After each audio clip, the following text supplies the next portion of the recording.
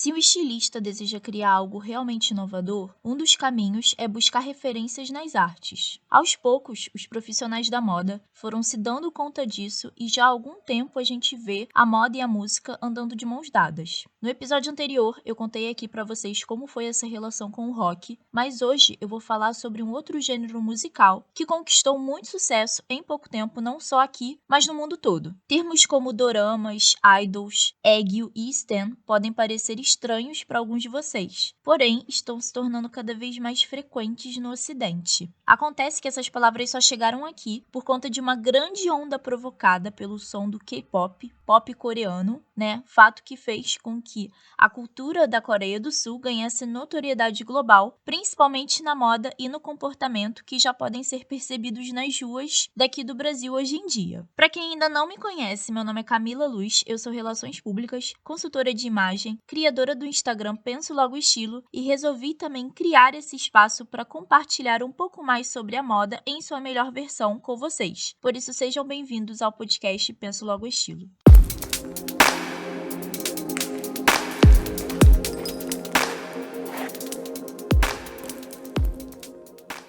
Bom, gente, para falar melhor a respeito sobre a influência do K-pop na moda, eu trouxe para participar do episódio uma convidada muito querida e especial demais, minha amiga, que super entende sobre esse assunto e é também uma K-popera de carteirinha, Júlia Lins. Hey, Ju! Seja muito bem-vinda ao podcast Penso Logo Estilo. Tô muito feliz mesmo por ter esse bate-papo com você hoje. E se apresenta, fala um pouco sobre você para quem nos ouve e deixa também o seu arroba para as pessoas te acompanharem aí nas redes sociais. Oi Camila, tudo bem? Então, gente, eu vou me apresentar assim como eu me apresento no meu podcast, tá bom? Hey, annyeonghaseyo! Meu nome é Júlia Lins e eu sou a criadora da página @kgirlsinthearea. Bom, gente, é um prazer estar aqui, Camila, obrigada pelo convite, te agradeço muito. A minha página é uma página que traz muita informação e conteúdo relacionado aos girl groups de K-pop. Eu trago as novidades sobre as músicas novas, os comebacks e debuts, pra quem não sabe, galera, comeback significa lançamento de música nova e debut é o lançamento de um grupo novo. Então eu coloco sempre essas informações atualizadas dos grupos, informações sobre as membros, sobre as meninas que participam. Falo também muito de Girl Power na Coreia, porque a Coreia do Sul é um país ainda muito fechado nesse assunto.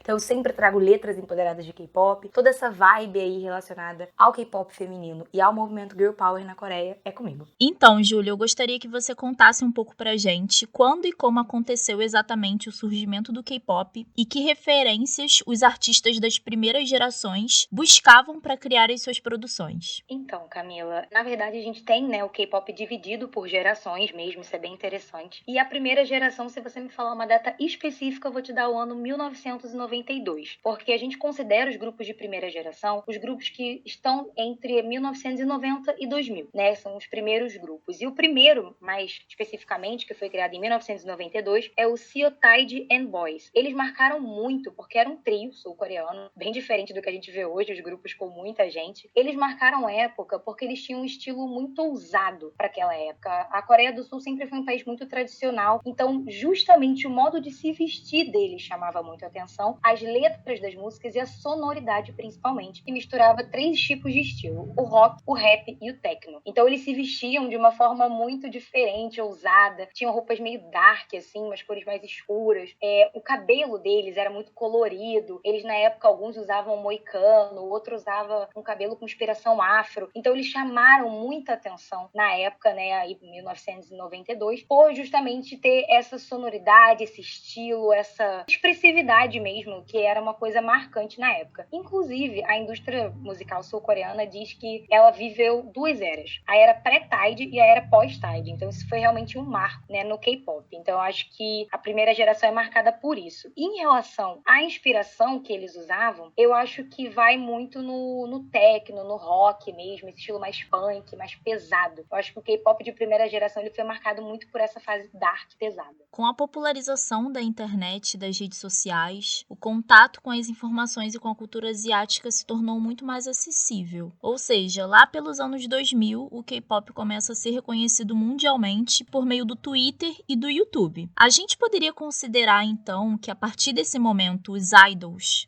para quem não sabe, os idols, na verdade, são os artistas que cantam, K-pop, os artistas de K-pop. Os idols, eles buscaram mais inspirações ocidentais, sobretudo do pop americano, no modo de se vestir? Sem dúvida, eu acho que os grupos de primeira geração, que são esses aí, né, de 1990 a 2000, eles usavam muito isso, justamente porque na Coreia não tinha muito. Então eles estavam criando uma coisa muito nova e eles começavam a pegar a inspiração de vários lugares. Eu acho que principalmente dos Estados Unidos, né, inclusive a Boa, que é uma das maiores solistas, né, da Coreia do Sul atualmente, ela foi lançada, né, ela teve a primeira música dela de trabalho no ano 2000 e as pessoas costumam dizer que a música de lançamento dela, música de debut, a gente chama no K-pop debut, né? O lançamento de um artista, ela se inspirou muito na Madonna e na Britney Spears. Você vê claramente esse tom de pop americano nela, não só na voz, no estilo musical, mas também na forma de se vestir, aquele estilo bem Britney do ano de 2000 mesmo. Bom, você sabe que eu sou consultora de imagem e assim, parando para analisar a fundo os looks usados pela maioria das idols, eu vejo que há muitos elementos do estilo criativo, que é basicamente um estilo bem inovador, diferente e ousado porque mistura de tudo um pouco, desde cores a modelagens, tecidos e estampas, né, dos pés à cabeça. E acho que até que esse estilo, né, na verdade, ele tem uma influência muito forte na identidade desse gênero musical. Há grupos de K-pop feminino que se destacam por ter um estilo de roupas mais simples ou tradicional? Com certeza, sem dúvida, eu acho que o grupo que vem na minha cabeça na hora quando você fala de moda no K-pop é o Blackpink, que assim, talvez você até conheça esse grupo porque é um grupo que tá mundialmente conhecido, Sim. tá explodindo no K-pop e elas estão tendo uma ascensão mundial muito grande. Inclusive, eu quero até destacar que as 4 integrantes do grupo são embaixadoras de marcas de moda pelo mundo. A Jennie, ela,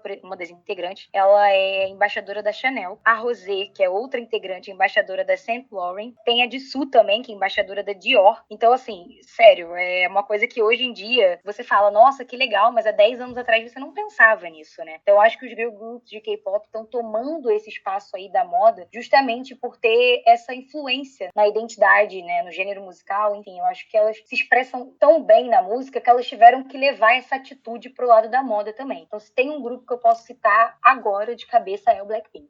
O Blackpink até fez uma música, né, em parceria com a Lady Gaga pro álbum dela, Chromatica.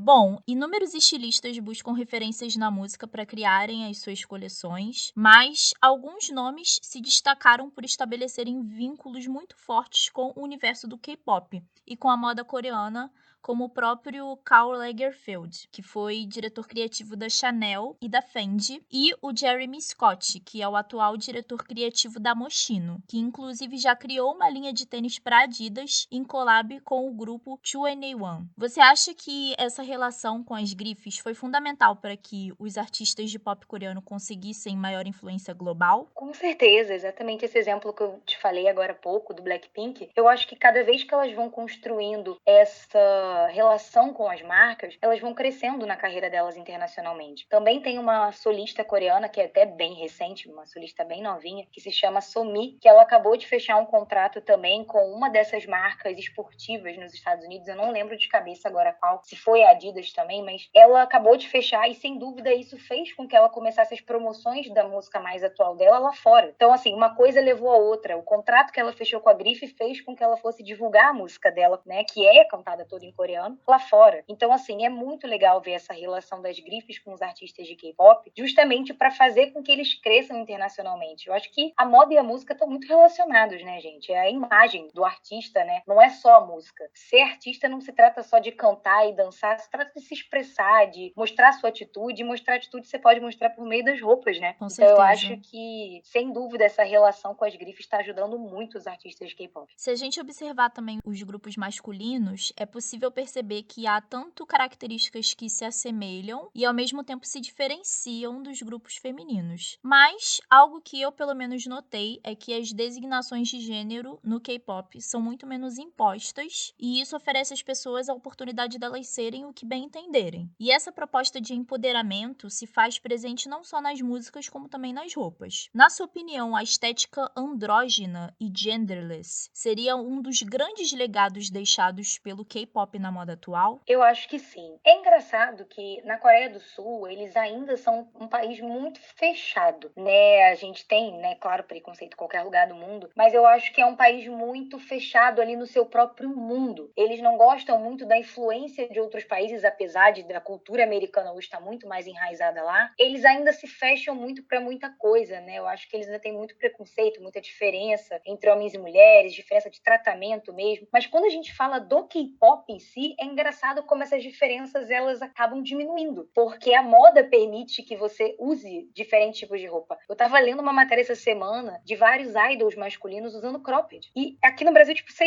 inimaginável, sabe? Você É fala, oi, verdade. você não vai ver isso aqui, sabe? Então é uma coisa que só os grupos femininos antes usavam, e é bem comum lá as meninas usarem cropped, principalmente nas performances, né, no palco. Mas eu tava assistindo vários vídeos, inclusive tem um grupo que eu amo, que é masculino, é o Super Junior, e o Letuk, que é um dos integrantes, estava se apresentando agora mês passado numa performance virtual, né, para os fãs, com um cropped, uma blusa e assim, um casaco rasgado, atravessado. Você fala assim, que isso? Isso é uma coisa que a gente não tá acostumado aqui. Eles estão muito à frente em relação a isso. Então eu acho que sim, essa estética andrógena e genderless, sem dúvida é um dos legados sim deixado pelo K-pop. Bom, você já falou no seu podcast sobre o padrão de beleza coreano e como estamos falando de moda, também acabamos esbarrando nesse tema que é praticamente impossível não associar uma coisa a outra. E eu queria saber até que ponto a moda e as tendências trazidas pelas idols impõem padrões ao estilo de vida dos seus fãs. Então, esse podcast que eu fiz, fico feliz que você tenha ouvido. Esse podcast que eu fiz foi um podcast que, assim, eu acho que eu precisava falar sobre isso justamente pelos fãs. Porque eu sei que isso influencia na vida dos idols em si, esses padrões estéticos é uma coisa muito pesada pra eles. Você tem que ter aqueles padrões,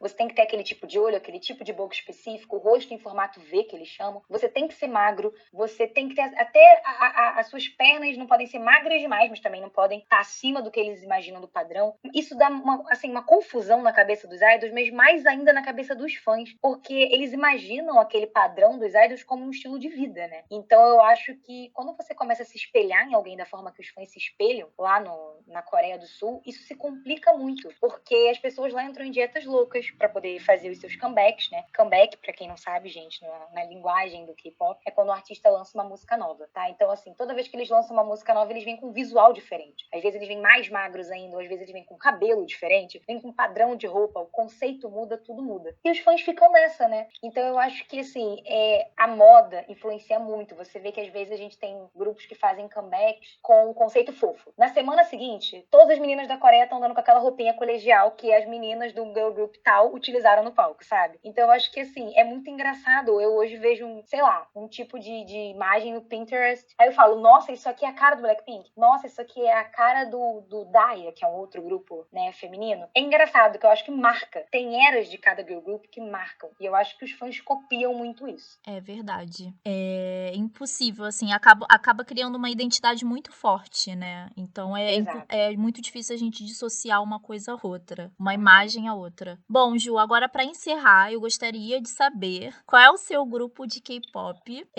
que tem o estilo, assim, de se vestir que você mais gosta. E se tiver mais de um, pode ficar à vontade para falar também, tá? Menina, essa pergunta é dificílima pra mim. É muito difícil, porque, como eu te falei, os girl groups e os boy groups também trabalham com conceitos. Então, cada vez que eles lançam uma música nova, eles vêm com um conceito diferente. Tipo, agora eles lançaram uma coisa fofa, no próximo comeback eles vêm com uma coisa girl power pesadíssima. E você fala, caraca, é muito diferente o estilo mesmo, a moda, né? O jeito de se vestir. Hoje, eu vou te falar que tem um grupo que é muito versátil lá, e eu amo todas as eras delas, que é o Red Velvet. Igual o bolo, sabe no bolo, Red Velvet? É exatamente esse o nome do grupo. Então, Nossa. assim, esse grupo é maravilhoso. Elas são ótimas, assim, em tudo que elas fazem. E se você vê o estilo delas, elas agora lançaram uma música só com duas integrantes, que pra mim é a melhor era delas. Elas estão num estilo meio retrô, fazendo tudo muito preto e branco. Eu tô amando essa era. Então, eu acho que se eu tenho que escolher um grupo só em relação a moda, estilo de se vestir, é o Red Velvet. Ah, legal. Bom, Ju, muito obrigada novamente. De verdade, eu adorei a entrevista e curti mais ainda aprender um pouco mais sobre a influência do K-pop na moda e como esse gênero vem transformando o estilo de vida do público em geral, que é sobretudo jovem e ama essas idols. Gente, eu também amei falar agora com você. Obrigada a todo mundo que tá ouvindo o podcast. Camila, obrigada pelo convite. Eu adorei, sabe que eu amo falar sobre K-pop. E juntou com moda, então, meus dois assuntos favoritos, né? K-pop e moda, pra mim, foi perfeito esse podcast. Obrigada pela oportunidade e espero que a galera goste. Bom, o episódio chegou ao fim. Eu espero que vocês tenham curtido tudo o que foi falado aqui hoje. Se tiverem qualquer dúvida ou sugestão sobre qualquer tema daqui do podcast, é só mandar um e-mail para pensologoestilo@gmail.com. No meu Instagram, @pensologoestilo, você encontra mais informações relevantes sobre moda em sua melhor versão e, se preferir, pode deixar a sua dúvida ou sugestão nos comentários da página também. Beijos e até a próxima!